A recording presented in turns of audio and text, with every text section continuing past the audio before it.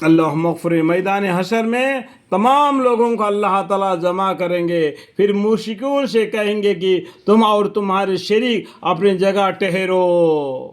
جو مشرکوں سے کہیں گے جس کو تم عبادت کرتے تھے، اور تم جو عبادت کرنے والے، عبادت کروانے والا، وہ تو عبادت کروا نہیں رہا، یہ خود اپنے ہاتھوں سے بنایا، اس کا کیا غلطی ہے؟ تو پھر بھی اللہ تعالیٰ بولتے اس کو دونوں کو، پھر مشرکین سے کہیں گے کہ تم اور تمہاری شریک اپنی جگہ ٹھہرو، پھر ہم ان معبودین کے آپس میں پھوٹ ڈالیں گے۔ کس طریقے سے؟ ان کو شریک ان سے خطاب کر کے کہیں گے کہ تم ہماری عبادت نہیں کرتے تھے۔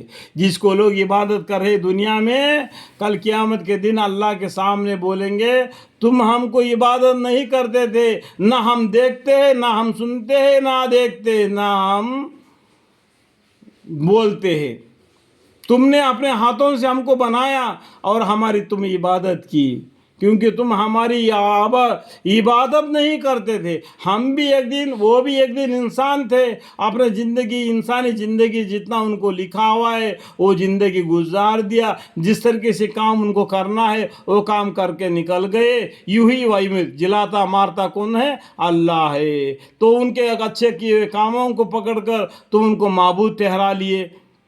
یہ سب کام کرانے والا کون ہے؟ اللہ ہے۔ اس اللہ کو چھوڑ بیٹھے۔ تمہارے درمیان میں خدا کافی گواہ ہے، ہمارے درمیان میں خدا کافی گواہ ہے کہ ہم کو تمہاری عبادت کی خبر بھی نہ تھی، کیونکہ ان کے اندر جان نہیں تھا۔ وَكَفَى بِاللَّهِ شَهِيدًا بَيْنَنَا وَبَيْنَكُمْ إِن كُنَّا عَنْ عِبَادَتِكُمْ لَغَافِلِينَ۔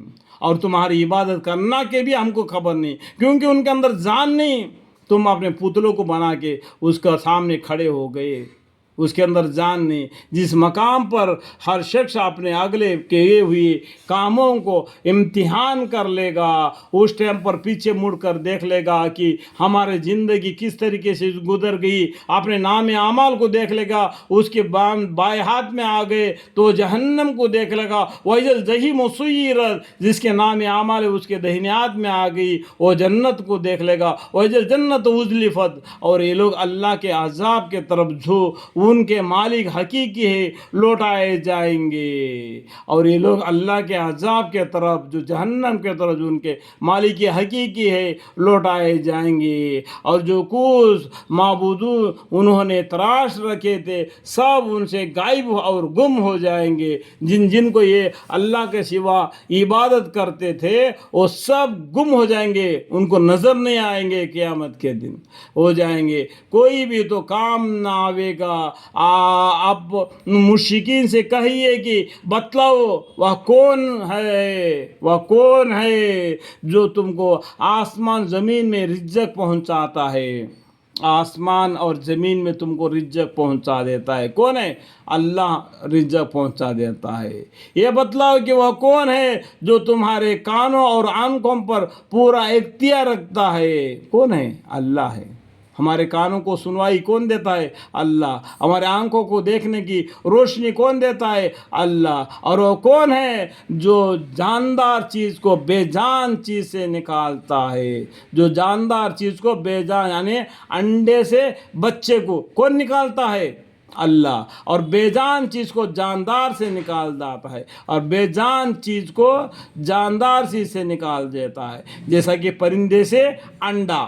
اور کون ہے جو تمام کاموں کا تدبیر کرتا ہے؟ ہر کام قیامت تک کے لیے ہونے والے سب کاموں کو تدبیر کرتا ہے، ہر انسان کا قسمت لکھتا ہے، وہ کون ہے؟ اللہ ہے۔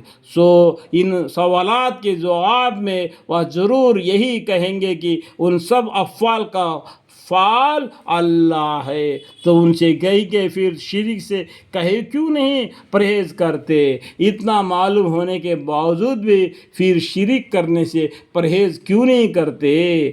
یہ ہے اللہ جو تمہارا رب حقیقی ہے۔ یہ اللہ جو اس سے پہلے جو پڑھ کر بنی سنایا، یہ سب کرنے والا یہ ہے اللہ، تمہارا رب حقیقی ہے۔ اور جب امر حق ثابت ہوا، پھر امر حق کے بعد بعد اور کیا رہ گیا بجز گمراہی کے، بجز گمراہی کے اور کیا آ گیا؟ معلوم ہونے کے بعد بھی اندھا، آنکھ ہونے کے باوجود بھی اندھا بن کے زندگی گزار دے گا تو نقصان کس کا ہوگا؟ خود کو معلوم پڑ جائے گا۔